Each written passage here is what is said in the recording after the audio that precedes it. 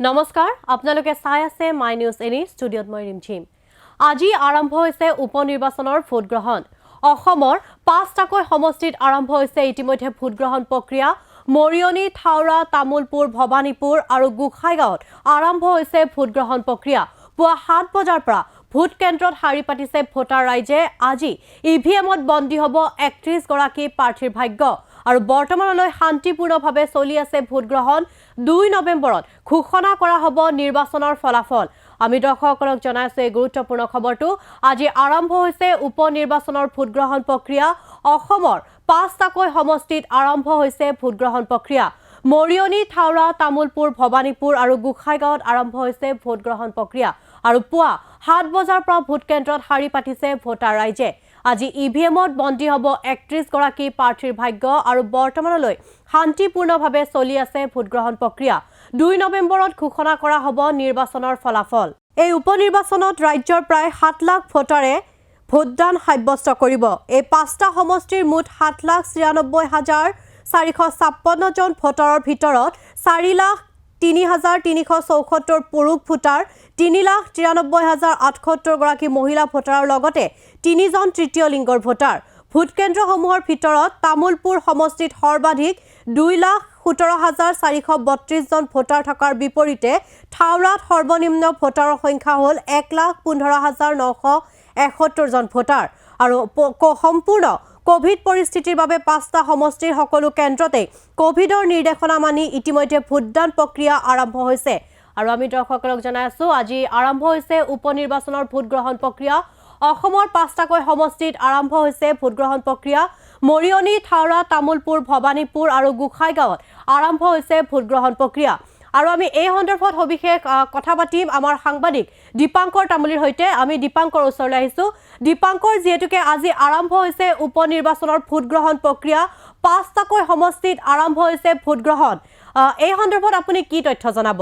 হয় ৰিমজিম ৰাজ্যৰ ৫টা সমষ্টিত আজি অনুষ্ঠিত হৈছে উপনিৰ্বাচন আজি উপনিৰ্বাচনৰ বাবে শাসক বিৰোধী সকলোৱে তৎপৰ হৈ পৰিছিল শাসকে হওক বিজেপি দলে হওক বা কংগ্ৰেছ দলে হওক বা ৰাইজৰ দলে হওক প্ৰতিটো দলে উঠি পৰি লাগিছিল উপনিৰ্বাচনৰ এই ৫টা সমষ্টিত শেষ হাঁহি মাৰিবলৈ এতিয়া আজি ৰাইজে নিৰ্ণয় কৰিব আজি পুৱা ৭ বজাৰ পৰা ভোট গ্ৰহণ অনুষ্ঠিত হৈছে পুৱা ৭ বজাৰ পৰা ভোট গ্ৰহণ কেন্দ্ৰসমূহত দীঘলীয়া শাৰী দেখিবলৈ পোৱা গৈছে ৰাজ্যৰ ৫টা সমষ্টিত থাউৰা মৰিয়নি ভবানীপুৰ তামুলপুৰ আৰু গোখাইগাঁও এই ৫টা সমষ্টিত ভোটাৰৰ দীঘলীয়া শাৰী দেখিবলৈ পোৱা গৈছে ইতিমধ্যে বহু ভোটাৰ ওলাই আহিছে পুৱা ৭ বজাৰ পৰা গতিকে ৰাইজে নিৰ্ণয় কৰিব কোনে মাৰিব শেষ আহি কাক নিজৰ প্ৰতিনিধি হিচাপে নিৰ্বাচন কৰিব সেয়া ৰাইজে সম্পূৰ্ণৰূপে ৰাইজে নিৰ্ণয় কৰিব ইতিমধ্যে আচলতে প্ৰাৰ্থীসমূহৰ আমি আগতে দেখুৱাবলৈ চেষ্টা কৰিছিলোঁ প্ৰাৰ্থীসমূহৰ মন্তব্য আমি দেখুৱাবলৈ চেষ্টা কৰিছিলোঁ আমি পুৱাৰ পৰা আমি দেখুৱাই আছোঁ সকলো দৃশ্য প্ৰাৰ্থীসমূহৰ মন্তব্যসমূহ আপোনালোকক দেখুৱাবলৈ আমি চেষ্টা কৰিছিলোঁ বা ভোটাৰৰ মনৰ কথা আমি আপোনালোকক দেখুৱাবলৈ চেষ্টা কৰিছিলোঁ পুনৰ কৈছোঁ ৰাজ্যৰ 5টা সমষ্টিত আজি অনুষ্ঠিত হৈছে উপনিৰ্বাচন এই উপনিৰ্বাচনৰ বাবে উঠি পৰি লাগিছিল কংগ্ৰেছ বা বিজেপি বা ৰাইজৰ দলকে আদি কৰি বিভিন্ন দল বা প্ৰাৰ্থীসকল তামুলপুৰত ৬গৰাকী প্ৰাৰ্থীৰ ভাগ্য আজি বন্দী হ'ব ইভিএমত থাউৰাত ৫গৰাকী প্ৰাৰ্থী মৰিয়নিত ৪গৰাকী প্ৰাৰ্থী ভবানীপুৰত ৮গৰাকী গোখাইগাঁৱত ৮গৰাকী মুঠ ৩১গৰাকী প্ৰাৰ্থীৰ ভাগ্য নিৰ্ণয় হ'ব আজি ইভিএমত ৫টা সমষ্টিত মুঠ ৩১গৰাকী প্ৰাৰ্থী পুনৰ কৈছোঁ ৫টা সমষ্টিত মুঠ ৩১গৰাকী প্ৰাৰ্থী UPPL বিজেপি কংগ্ৰেছ ৰাইজৰ দলকে আদি কৰি বা নিৰ্দলীয় প্ৰাৰ্থী আছে সকলোৱে মুঠ ৩১গৰাকী প্ৰাৰ্থীৰ আজি নিৰ্ণয় হ'ব ৩১গৰাকী প্ৰাৰ্থীৰ ভাগ্য আজি নিৰ্ণয় হ'ব ইভিএমত কোনে মাৰিব শেষ আহি সেয়া সম্পূৰ্ণৰূপে নিৰ্ণয় কৰিব ৰাইজে সেয়া সম্পূৰ্ণৰূপে ৰাইজৰ নিৰ্ণয় হ'ব গণতন্ত্ৰত যিহেতু ৰাইজেই ৰজা আজি বন্দী হ'ব ইভিএমত বন্দী হ'ব এই ৩১গৰাকী প্ৰাৰ্থীৰ ভাগ্য মুঠ ১,১৭৬টা ভোট কেন্দ্ৰ মুঠ ৫টা সমষ্টিত মুঠ ১,১৭৬টা ভোট কেন্দ্ৰত আচলতে ভোটাৰে ভোট দিব পুনৰ কৈছোঁ ১,১৭৬টা ভোট কেন্দ্ৰত ভোটাৰসকলে নিৰ্ণয় কৰিব ৩১গৰাকী প্ৰাৰ্থীৰ ভাগ্য তামুলপুৰত অধ্যক্ষ বিশ্বজিৎ দৈমাৰীয়ে ভোট দিছে আমি পুৱাৰ পৰা দেখুৱাবলৈ চেষ্টা কৰিছোঁ বিভিন্ন প্ৰাৰ্থী বা নেতাসকল বিজেপিয়ে হওক বা কংগ্ৰেছৰ হওক নেতা বা প্ৰাৰ্থীসকলৰ আপোনালোকক মন্তব্য দেখুৱাবলৈ চেষ্টা কৰিছিলোঁ সেই ভোট দিয়াৰ সেই দৃশ্য দেখুৱাবলৈ আমি চেষ্টা কৰিছিলোঁ বিভিন্ন ধৰণৰ মন্তব্য ভোটাৰৰ মন্তব্য আপোনালোকক দেখুৱাবলৈ চেষ্টা কৰিছোঁ আমি গোটেই দিন আমি পৰৱৰ্তী সময়ত আমি দেখুৱাবলৈ চেষ্টা কৰিম সকলো দৃশ্য আমি দেখুৱাবলৈ চেষ্টা কৰিম প্ৰতিটো ভোট গ্ৰহণ কেন্দ্ৰৰ পৰা আমি আপোনালোকক প্ৰতিটো খবৰ প্ৰতি মুহূৰ্তৰ প্ৰতিটো খবৰ আমি দিবলৈ চেষ্টা কৰিম তামোলপুৰত অধ্যক্ষ বিশ্বজিৎ দৈমাৰীয়ে ভোটাধিকাৰ সাব্যস্ত কৰিলে, বিভিন্ন ৰূপজ্যোতি কুৰ্মীয়ে ভোটাধিকাৰ সাব্যস্ত কৰিলে, তেনেদৰে বিভিন্নজন প্ৰাৰ্থী বা বিভিন্ন দলৰ বিভিন্ন নেতাই আচলতে নিজৰ পচন্দ ভোটাধিকাৰ সাব্যস্ত কৰিছে।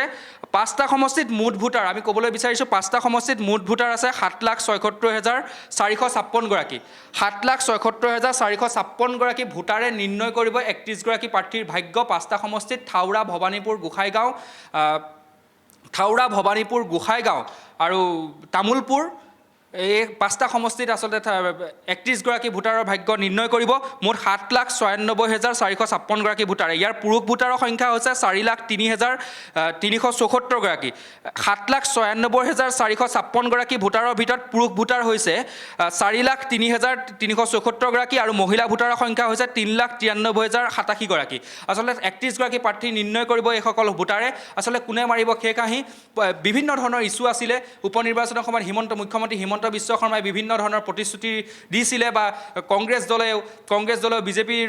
বিজেপিৰ যি মূল্যবৃদ্ধিকে আদি কৰি বিভিন্ন ধৰণৰ ইছ্যু আগত ৰাখি পেলাই নিৰ্বাচনী প্ৰচাৰত নামিছিলে। ভূপেন বৰাকে আদি কৰি কংগ্ৰেছৰ বিভিন্ন ধৰণৰ নেতাসকল বা ৰাইজৰ দলৰ অখিল গগৈকে আদি কৰি বিভিন্ন ধৰণৰ নেতাসকল ৰাইজৰ দলৰ তেওঁলোকেও বিজেপি বিৰোধী বিভিন্ন ধৰণৰ কথা কৈ বা বিভিন্ন ধৰণৰ তেওঁলোকে আচলতে সমালোচনা কৰি বিভিন্ন ধৰণৰ এটা নিজৰ আচলতে ভোটাৰক আকৰ্ষণ কৰিবলৈ চেষ্টা কৰিছিলে। এতিয়া কি হ'ব, মৰিয়নি সমষ্টিত আটাইতকৈ আকৰ্ষণীয় হৈ পৰিছে মৰিয়নি সমষ্টিত ৰূপজ্যোতি কুৰ্মীয়ে মাৰিব শেষ আহিনে, লোহিত কুৰেৰে মাৰিব শেষ আহিনে, ৰাইজৰ দলৰ প্ৰাৰ্থীগৰাকীয়ে মাৰিব শেষ আহি। তাতোতকৈ আকৰ্ষণীয় হৈ পৰিছে থাউৰা সমষ্টিত আচলতে তিনিকোণীয়া প্ৰতিদ্বন্দ্বিতা হোৱাৰ সম্ভাৱনা আছে বুলি সকলোৱে কৈ আছে। ৰাজনৈতিক বিশ্লেষকসকলে কৈ আছে যে থাউৰা সমষ্টিত ধৈৰ্য কোঁৱৰ, সুশান্ত বৰগোহাঁই আৰু কংগ্ৰেছৰ প্ৰাৰ্থীগৰাকীৰ মাজত তিনিকোণীয়া প্ৰতিদ্বন্দ্বিতা হ'ব বুলি কোৱা হৈছে। কিন্তু আটাইতকৈ আজিৰ তাৰিখত 5টা সমষ্টিৰ ভিতৰত কিন্তু আটাইতকৈ লক্ষণীয় হৈ পৰিছে থাউৰা সমষ্টিৰ নিৰ্বাচনটো। যিহেতু ৰাইজৰ দলৰ ধৈৰ্য কোঁৱৰ, একালৰ ছাত্ৰ নেতা, এই ধৈৰ্য কোঁৱৰ বিগত সময়ত ধৈৰ্য কোঁৱৰ কা আন্দোলনৰ সময়তে হওক বা বিভিন্ন ধৰণৰ বিষয়ত ধৈৰ্য কোঁৱৰক চৰ্চাত থকা এজন ব্যক্তি, বা সুশান্ত বৰগোহাঁই পূৰ্বৰ বিধায়ক বা কংগ্ৰেছ এৰি পেলাই বিজেপিলৈ তেওঁ আহিছে। গতিকে সকলো শক্তিশালী নেতা এই থাউৰা সমষ্টিটোৱে আচলতে লক্ষণীয় হৈ পৰিছে। সকলোৰে দৃষ্টি নিবদ্ধ হৈ পৰিছে থাউৰা সমষ্টিত। পৰহি যদি চাবলৈ যোৱা কিবা মদ আৰু পইচা বিলোৱাৰ কথাও কিবা তেনেকুৱা ধৰণৰ কথা অভিযোগ উত্থাপন হৈছিলে। আচলতে থাউৰা সমষ্টিক লৈ এতিয়া সকলোৰে দৃষ্টি নিবদ্ধ হৈ পৰিছিলে। এতিয়া কি হৈ পৰিব থাউৰা সমষ্টি? ভৱানীপুৰ সমষ্টিত ফণী তালুকদাৰে পুনৰ মাৰিবলৈ সক্ষম হ'বনে শেষ আহি, বা তামোলপুৰ গোসাইগাঁৱত কি হ'ব? UPPL মাৰিবনে? UPPLৰ সেই ধ্বজা বা UPPLৰ সেই জয়যাত্ৰা অব্যাহত থাকিবনে? সকলো নিৰ্ণয় কৰিব আচলতে 31 গৰাকী এই প্ৰাৰ্থীৰ ভাগ্য নিৰ্ণয় কৰিব। সকলো নিৰ্ণয় কৰিব ৰাইজে। 7,96,456 গৰাকী ৰাইজে আচলতে নিৰ্ণয় কৰিব। বা আৰু এটা কথা ক'ব লাগিব, ৰাজ্যৰ অনাগত ৰাজনৈতিক দিশ বা অনাগত ৰাজনৈতিক যিখন প্ৰেক্ষাপট, সেই প্ৰেক্ষাপটটো আজিৰ এই উপনিৰ্বাচনে কিন্তু বহু পৰিমাণে নিৰ্ণয় কৰিব। আচলতে বিজেপি কিমান সফল হৈছে, হিমন্ত বিশ্ব শৰ্মাৰ চৰকাৰখন কিমান দূৰ সফল হৈছে, বা এই হিমন্ত বিশ্ব শৰ্মাৰ এই চৰকাৰখনক ৰাইজে কেনেধৰণে আঁকোৱালি লৈছে, ইয়াৰ মূল্যাংকন কৰিব নেকি উপনিৰ্বাচনে? তেনেকুৱা ধৰণৰ কথা এটা উত্থাপিত হৈছে, তেনেকুৱা ধৰণৰ কথা এটা আহিছে। এই উপনিৰ্বাচনতে আচলতে ৰাইজে নিৰূপণ কৰিব নেকি হিমন্ত বিশ্ব শৰ্মাৰ নেতৃত্বাধীন চৰকাৰখনক ৰাইজে কিমান ভাল পাইছে বা কিমান বেয়া পাইছে, এই উপনিৰ্বাচনে নিৰ্ণয় কৰিব বুলিও কিন্তু একাংশ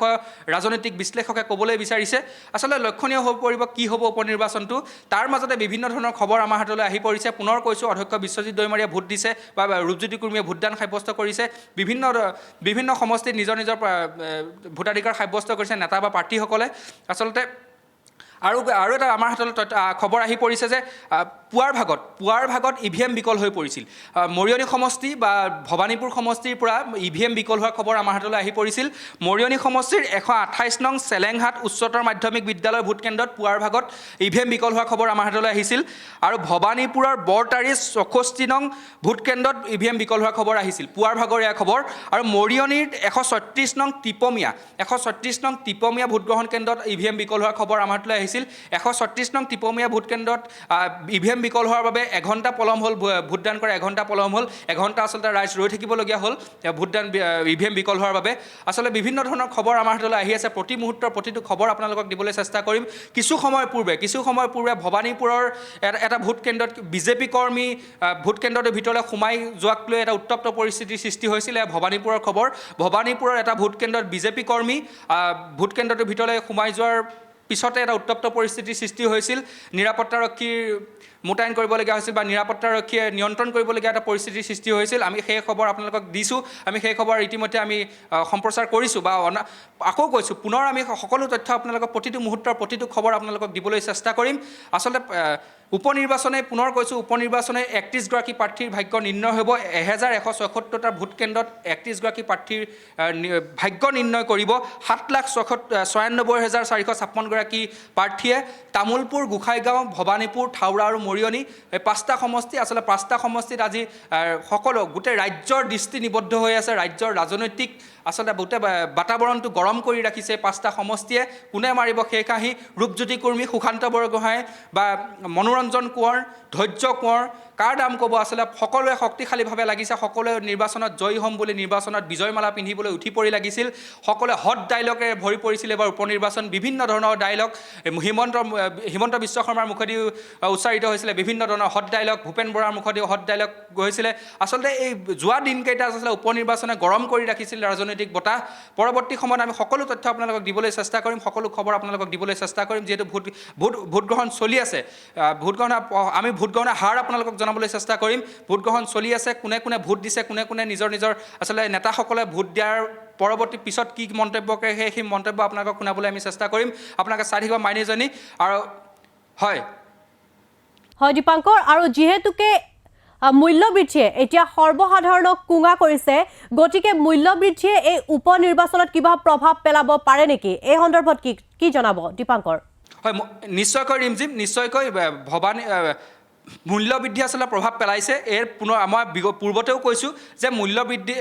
হিমন্ত বিশ্ব শৰ্মাৰ চৰকাৰখনক ৰাইজে কিমান ভাল পাইছে বা কিমান বেয়া পাইছে মূল্যাংকন কৰিব আজিৰ উপনিৰ্বাচনটোৱে আচলতে মূল্যবৃদ্ধি পেট্ৰল ডিজেলৰ মূল্যবৃদ্ধিয়ে হওক বা অত্যাৱশ্যকীয় সামগ্ৰীৰ মূল্যবৃদ্ধিয়ে হওক বুজি বৰ্ধিত মূল্যবৃদ্ধিয়ে জুৰুলা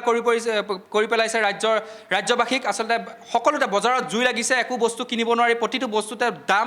পেট্ৰল ডিজেলে চেঞ্চুৰী কোবালে বা বিভিন্ন আলু পিঁয়াজকে আদি কৰি মিঠাতেলৰ দাম আচলতে মধ্যবিত্ত যি শ্ৰেণী মধ্যবিত্ত ৰাইজ সেই ৰাইজক আচলতে কুঙা কৰি পেলাইছে যি দৰিদ্ৰ শ্ৰেণীৰ ৰাইজক কুঙা কৰি পেলাইছে আচলতে